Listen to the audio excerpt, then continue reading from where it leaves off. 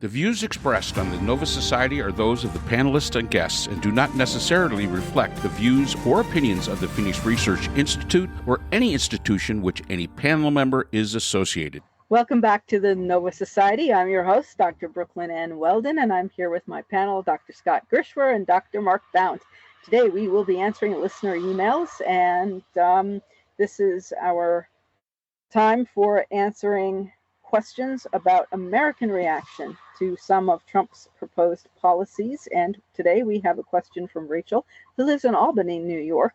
And Rachel asks, it looks like the Trump Putin bromance is on the rocks. Trump has publicly stated that he is not happy with Putin and the war in Ukraine. Of course, Trump said he could end the war in 24 hours if elected. And well, that didn't happen. So what do you guys think is the biggest obstacles to peace? Trump's poor negotiation skills, Putin's being power hungry, or something else? Finally, do you think Trump's base might see that their savior has an obvious, overinflated opinion of his skills? We can only hope. The last part of that question is the most fun part. So let's do that first. Yeah, let's hit that first. We can only hope that they do. Of course, it's going to be that he was treated unfairly, and it's all a witch hunt, and everybody's against me. I think I'll go eat worms. That's what it's going to be down to. He's going to find every excuse that he can that's going to deflect from him. You're right, Rachel from Albany, New York. He did say he could end this. He said it would take him 24 hours, one phone call, be all over and done with. He could do it. He could do it after the election, before the inauguration. That's correct. I mean, this was supposed to be over and done with. So, will his base? You'll be able to play back him saying that, and they'll say it's fake news or AI generated or whatever, even though they heard it, and that's why they elected him in the first place. I don't know what to tell you, but yeah, that last part of the question, yeah, he has an over. If the world hasn't figured out that he has an overinflated ego and an overinflated opinion of himself, I'm sorry.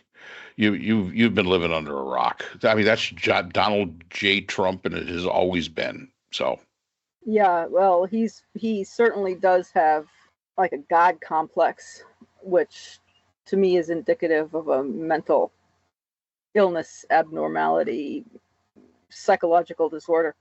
He's blaming Putin that he doesn't know what happened to Putin, and he doesn't know what happened to Zelensky, so it's their fault, not his fault. It's never his fault.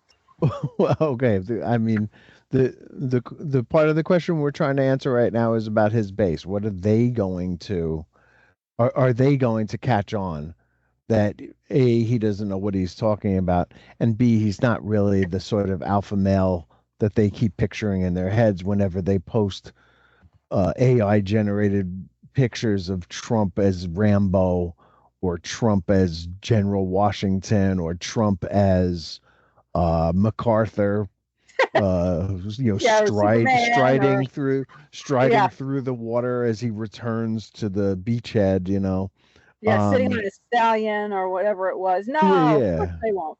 Of course they won't. Certainly not. Right. Well, that's the big part of the question. I think that really does need to be explored here, because why not? Why can't they see this guy for who he is? Why can't they see that he's a weak, vain, like, what kind of real man spends hours every day putting on makeup and doing his hair and spraying it into place and putting those pins in it so it holds together, and has to decorate the Oval Office like it's some kind of French Rococo whorehouse with all the gold-plated crap everywhere, which he claims is real gold because nobody's ever invented a gold paint, which is real sad.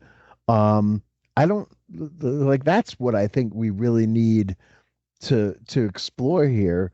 Isn't what Putin's doing, and isn't what the outcome of the war is, but when are these people in the United States of America going to catch on that this guy just doesn't know what he's doing, that he's not an alpha male, he's weak, he's an appeaser, he's a coward?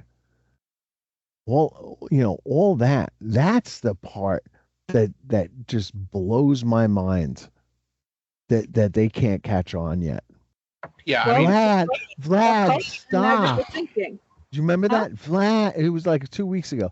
Yeah, Vlad, stop. yeah, He's like that guy who was saying, leave Britney alone. You yes, know, yeah, I mean, I've never seen anything like it. yeah, yeah. No, it's got to be. I don't know. Here we need probably a psychologist and a psychiatrist. It's got to be a cult a manifestation of a cult and people who see what they want to see, and people also, I think, who have invested so much already that their illusory thinking is and magical thinking is carrying them through, and they've created a figurehead. They've created not a replica, but they've created a false idol. yes, thank you, a false idol. Like it's like a celebrity on the screen, somebody who's playing a role, and they believe this is the real person, and it isn't. Well, Like, okay, so I'm going to do real quick because I'm all about truly answering all the questions, but I am going to go back to Scott's point because that is the interesting part.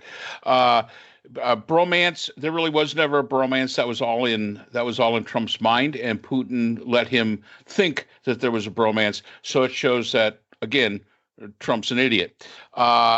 State he's not happy with Putin. I honestly don't think Putin really cares what Trump is happy with.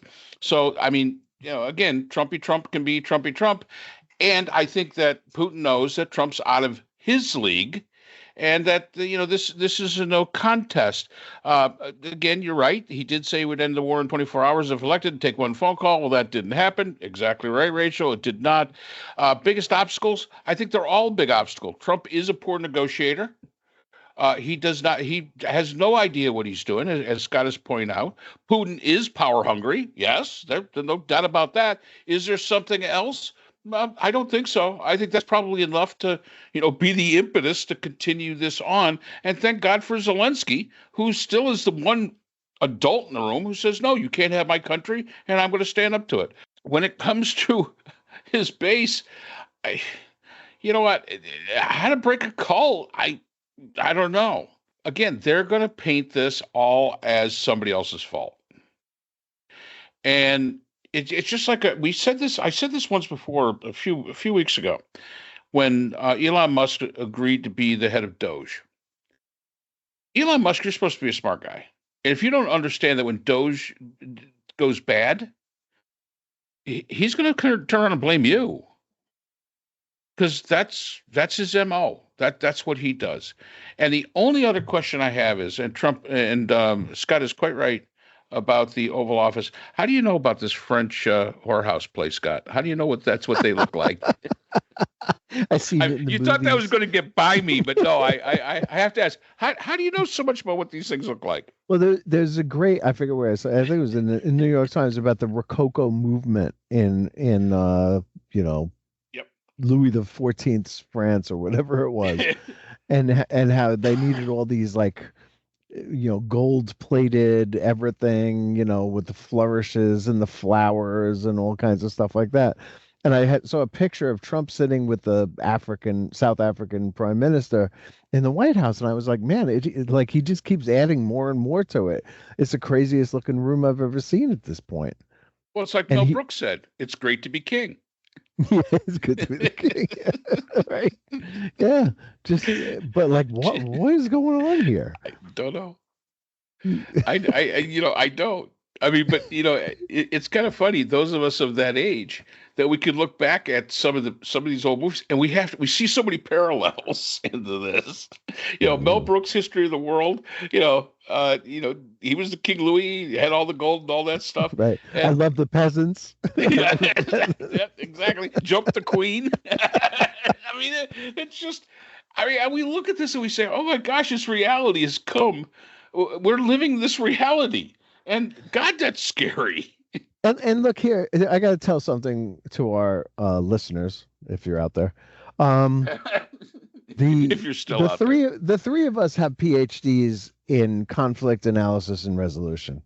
Do we not? I think that's what it is. Um, and in doing so, we learned about facilitating, we learned about mediating, we learned about negotiating. And I see what Trump tries to do when he negotiates with people, right? I mean, when Trump sits down with a reporter and he says to them, you know, your breath is terrible, like to try to knock people off their game a little bit and stuff like that. At one point, maybe that was something that people did back in like the 70s, where whoever taught him that technique of you know, discrediting people, making them feel bad, saying, you know, everything you do is wrong. Why don't you come to me? I'll help you get right again. That, you know, that sort of thing. Those are like discredited negotiating tactics from the 1970s that don't work anymore. And he's still doing them. One of the things that he continues to do is talk about his personal relationships with people that he's negotiating with as if that matters, right? If he says, you know, I have a really good relationship with Xi, we get along very well. That doesn't mean that Xi's going to give you the store. You know, that doesn't mean that you're going to get what you want from the guy. He can go along with it and play along with it all he wants, and he's not going to he's going to negotiate tough for his country, for his legacy. He doesn't care about you. And that's another thing that's driving me crazy about this whole Putin thing. He says, I have a really good relationship with Putin. Who cares that you have a good relationship with Putin? Certainly Putin doesn't care. Putin, as you said, Mark, he plays along with it, and he, you know, he'll say he'll have one of his negotiators tell Steve Witkoff Vladimir Putin was very touched by something that Trump said, and that's, you know, again, a negotiating tactic. That's how you sort of get somebody closer on your side. It's not a good one. It's not up to date. Um, but it's something that negotiators do. But you're still going to do what you want to do. You're still going to pursue your objectives. And your objective, Putin's objective here, is to wipe Ukraine off the map, not to get a little piece of Ukraine, not to take Crimea and 5 provinces or whatever it is of Ukraine. It is to wipe Ukraine off the map. And he's going to continue to pursue that. And that's what Trump doesn't seem to understand. There's no deal here. There's no deal to be had. The objective is the objective, and it's not going to change. Putin's not going to be happy with 25% of Ukraine or 50% of Ukraine. He wants all of Ukraine. He needs it gone for his vision of what the Russian Empire could be. And the only way that he's going to get that from Trump is if Trump gets Ukraine to surrender, which he has more or less proposed to do, right? His version of peace here is to say, Ukraine, you get nothing except for 40% less of what you had to begin with, and Putin gets everything. Ukraine, you don't get to join NATO. You don't get to join the EU. You are subservient to Russia. And Russia, you get all this stuff, you know, this land here. That's not a deal that anybody is taking over there. That's not a good deal for Ukraine. And it's not what Putin wants. So there's no deal to be had here. This war ends when Putin is dead, not a second before. Putin could end this war in a second if he wants to. All he has to do is pull his troops out. That's all that needs to be done. He invaded another country. That other country has resisted him. If he wants to live in reality, he's not going to get what he wanted. I think Ukraine has proved that. You're not going to get all of Ukraine. You're not going to wipe Ukraine off the map. Withdraw your troops and get the hell out.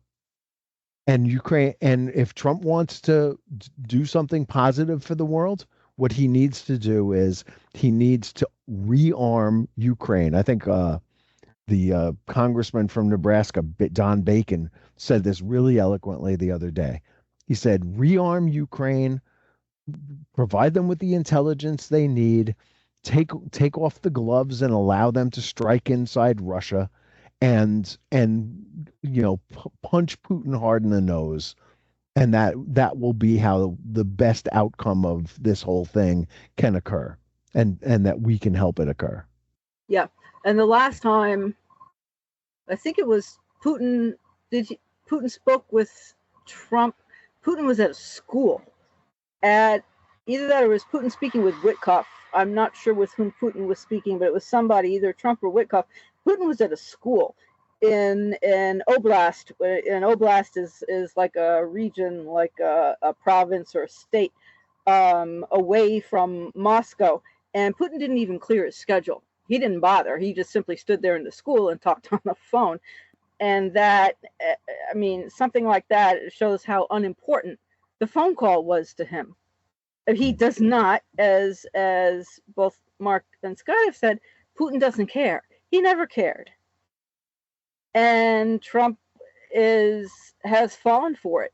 He fell for it in his first term. Oh, Putin said, he's not the one who invaded Crimea, or I believe him, and Trump dismissed the United States intelligence that Trump had been given, and said, well, Putin was very strong in his rejection of that information or whatever it was, and so what?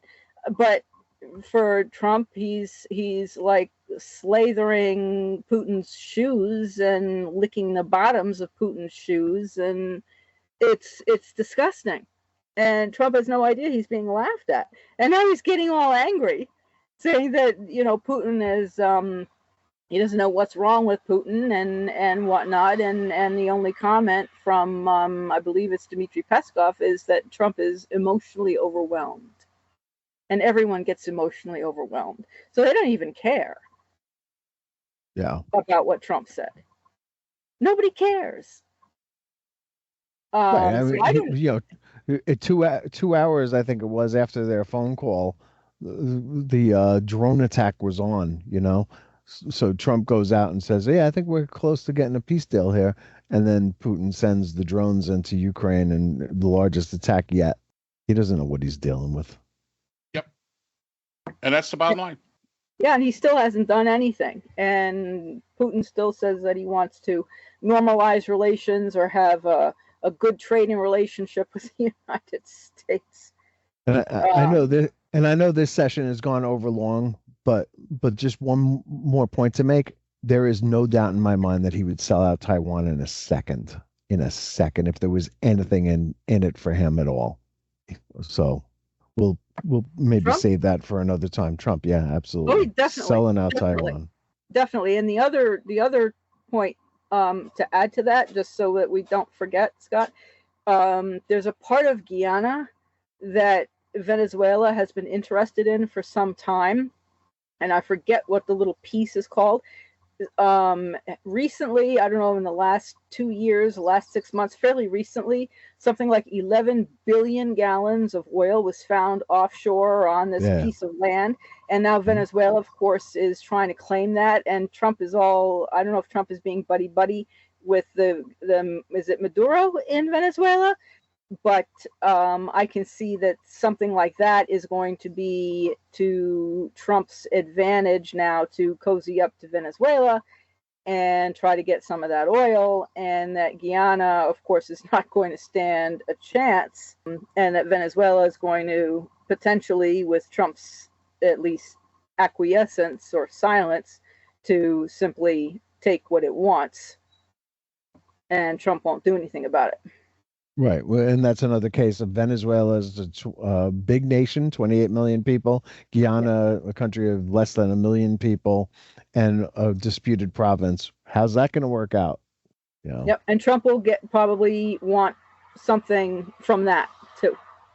Right. I have no doubt, which is going to be for the United States, but I doubt that the United States is going to benefit. Trump will benefit. Yes. Did we beat that one to death? I hope so. Okay. I hope so. Thank you for answering the question, Mark, and not letting me go meandering off on a side path somewhere. I appreciate that. Thank you, Mark. Anyway, Hey, so could I tell a quick story? of course you can. Real quick. So Charlie Rangel just died, and Charlie Right, Rangel it was a congressman in New York City and Harlem for many years, and really fell in the Adam Clayton Powell school of being a congressman. He spent most of his time in the Caribbean, using campaign cash to fund a lavish lifestyle. He was a crooked politician, but he had a lot of charisma, and he kept getting elected time and time again by the good people of his district. I don't remember what year, I was working as an aide to a New York State senator, and he decided that he was going to endorse Rudy Giuliani for U.S. Senate instead of Hillary Clinton. And we went down to City Hall that morning, and I held a sign that said, Rudy or something like that. And we had the rest of the staff with us. And Carl announced on the steps of City Hall that he was endorsing Giuliani. Giuliani came out and shook hands and thanked him for being the first Democratic politician to endorse Giuliani. And that night we got calls from every single network, cable network and everything, to go around, and they sent us limos, and we went from one to another, and Carl would get up and I would brief him along the way, and he never listened to a word I said. Anyway, he did CNN. He did Crossfire, I guess it was on CNN. I think Bill Press might have been the moderator, I forget, but Charlie Rangel was on the show that night, and Charlie Rangel just dismantled my guy. He just killed him. I mean, he was like, you had come from a white working class, very blue collar conservative district. You're not paying any price for this endorsement because, frankly, they were going to vote for Giuliani anyway, and it's not going to work. And he had no answer for him. And so I'm outside the studio watching, and they end the show, and Charlie Rangel walks out, and he's huge. He's like, I don't know, must have been like 6'4" or something like that. He's a big guy, and he looks at me, and the look on my face, I must have been ashen. And he got immediately who I was and why I was reacting the way I was, because we had just gotten killed.